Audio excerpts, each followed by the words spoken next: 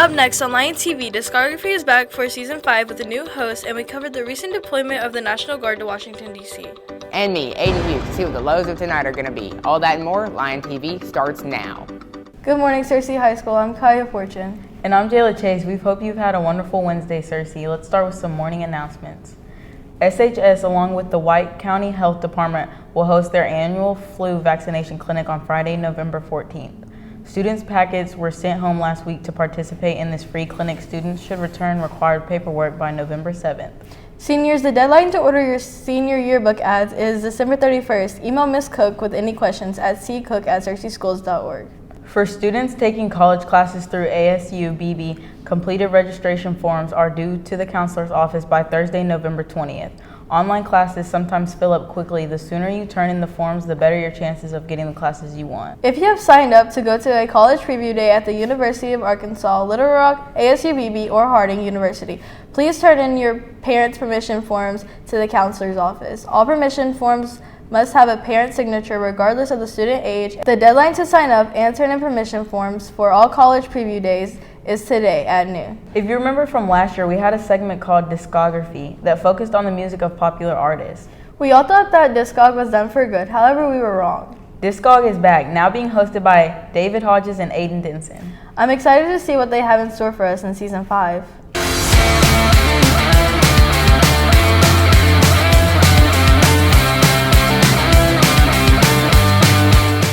Good morning, Cersei High. I'm Aiden Denson. And I'm David Hodges. Welcome to our first episode of Season 5 Discography. We're starting strong with the well-renowned band named Creed. The American rock band was formed in Tallahassee, Florida in 1994 by vocalist Scott Stapp and guitarist Mark Tremonti. They were later joined by bassist Brian Marshall and drummer Scott Phillips to form the core lineup that would rise to prominence in the late 1990s. My Own Prison was the debut album from the hard rock group Creed. First released in 1997, it's the album that began the band's rapid ascent to becoming one of the biggest selling artists of all time. My Own Prison achieved massive commercial success, being certified 6 times platinum by 2002 and remaining on the Billboard 200 for over 110 weeks. Weathered is the third studio album by the rock band Creed. Released on November 20th, 2001, it was recorded as a 3-member band after bassist Brian Marshall departed.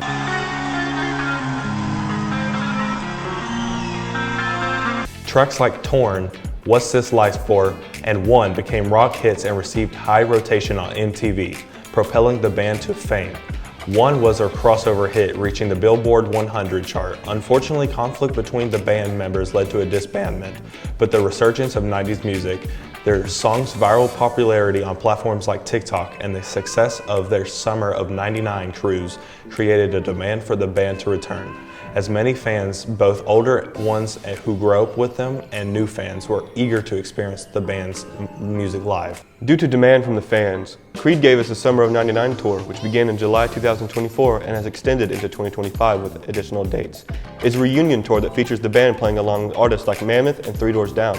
The tour includes stops at various cities across the United States and Canada, with new dates announced through the end of 2025. I certainly love Creed. Yeah, me too.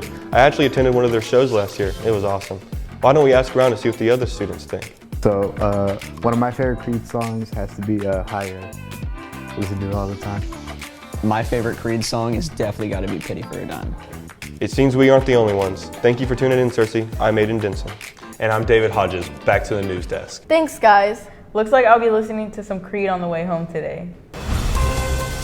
Arkansas Governor Sarah Huckabee Sanders has authorized the deployment of approximately 100 soldiers from the Arkansas Army National Guard's 142nd Field Artillery Brigade to the Washington, D.C., and the soldiers that support the D.C. National Guard's ongoing civil security operations. They are set to assemble at Fort Chafe Joint Maneuver Training Center in Barling for the administration process and training before moving to the National Capital Region after Thanksgiving. The mission is expected to last several months.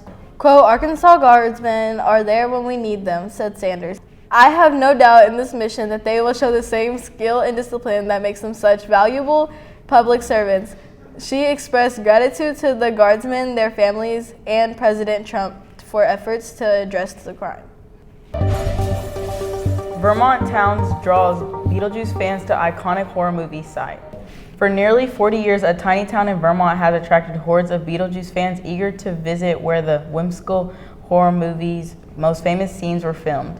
It was like one of those coming-of-age films for me, said Beetlejuice fan Lisa Pinkerton, who traveled with her family from England and decided to include a stop in East Corynth.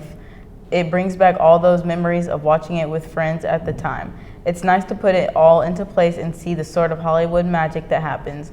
Wade Pearson, who grew up in East Corynth, created a walking tour for fans like Pinkerton, highlighting the various filming locations that can be seen around town.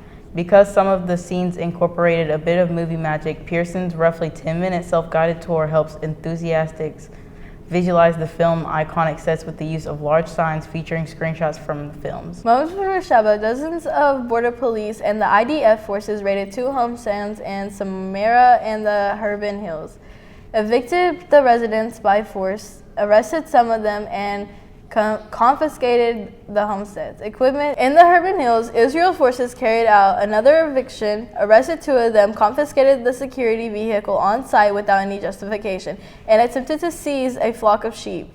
And an act that was halted due to the dozens of Israelis who began gathering to protest the eviction. Thank goodness fall has arrived. I'm a huge fan of this cooler weather. I know, right? Let's send it over to Aiden Hughes for all of our weekly weather updates. Good morning, Cersei High. I'm Aiden Hughes, and now into your daily weather announcements. Today we'll be having clear skies with a high of 76, rain at a 4% chance, wind going southwest at 8 miles per hour, humidity of 62%, and your sun rose at 6:32 in the morning. Tonight we'll be having lows of 49 with mostly clear skies, rain at 8%, winds going north-northwest at 2 miles per hour, a humidity of 96, and your sunset will be at 5:08 p.m.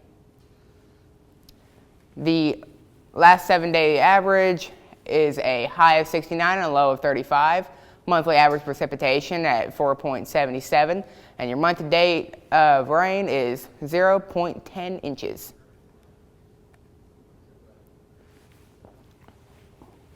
Thursday will be partly cloudy with a high of 75 and a low of 60 with a 7% chance of rain. Friday will be mostly sunny with a high of 75, a low of 46, and a 20% chance of rain.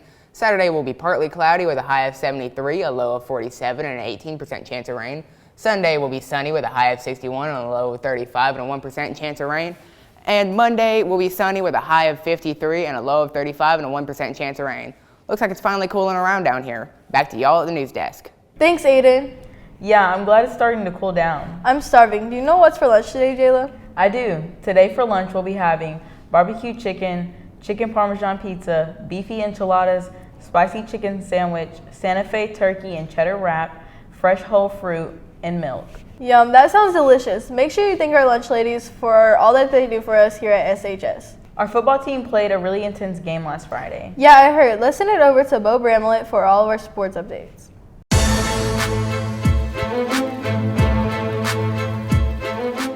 Good morning, Cersei. Hope everyone is having a great week. Now let's get into some sports. Our SHS football team headed down to Maumelle to take on the Hornets after coming off a disappointing loss to Joe T the week before. The game will be back and forth, but the Lions will be able to come out on top, beating the Hornets 47-40, making their record 8-1, heading down to BB to face the Badgers next week for the highly anticipated Highway 167 rivalry game. In basketball news, their first game will be Tuesday, November 11th, as they take on Benton in Lion Arena. Make sure to come out and support your Lions.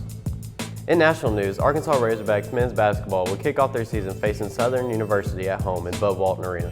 The game will not be close, going up 57-32 in the half. Arkansas will come out with the same energy, winning the game with its final score of 109-77, starting their season off 1-0. Key players of the game was Trayvon Brazile, who scored a career high of 25 points, and freshman Malik Thomas making his presence felt early, scoring 21 points. Arkansas State Red Wolves would head up to Ohio to face the Ohio University Bobcats. The game will be a toss-up as each team will keep trading leads, but Arkansas State would come out on top, beating Ohio 89-85. Joey Chuma and Chandler Jackson each scored 21 points for the Red Wolves.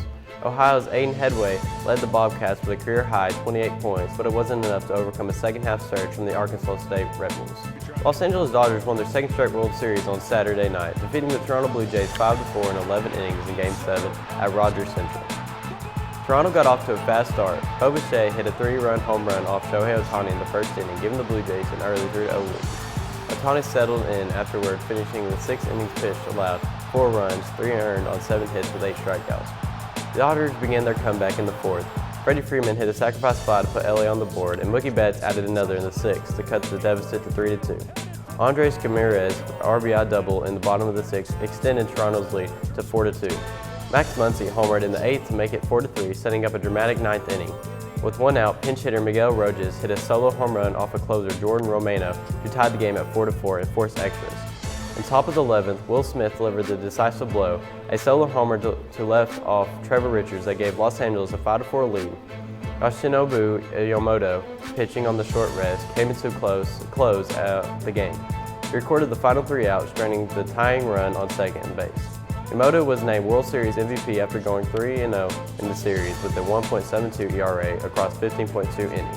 The Dodgers will become the first team in 25 years to win back-to-back World Series titles. Toronto, appearing in its first fall classic since 1993, fell just short despite out-hitting LA 10-8 in the final. That's all the sports updates I have for you, Cersei. Now back to the news desk. Thanks for those updates, Bo. I'm glad to hear our Lions came out with a win. That wraps up another episode of Lion TV. Don't forget to subscribe to our YouTube channel at Cersei High Lion TV. And follow us on X at Lion TV, Instagram at Cersei Lion TV, and on Facebook at Cersei High Lion TV. Signing off, I'm Kaya Fortune. And I'm Jayla Chase. See you next time, Cersei.